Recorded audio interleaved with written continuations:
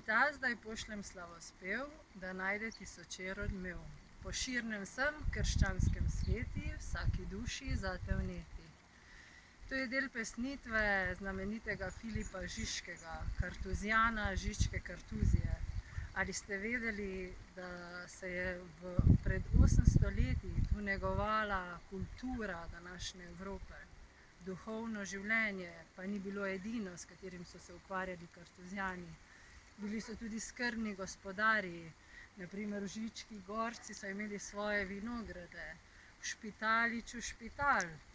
Vsakega popotnika, vsakega, ki je potreboval pomoč tako pri zdravju, pri hrani ali kakšno drugo oporo, so sprejeli z odprtimi rokami in srcem. To gostoljubje negujemo ljudje v dolini svetega Janeza Krstnika še danes. Pridite, zdaj je čas, da obiščete dolino svetega Janeza Krstnika v destinaciji Rogla.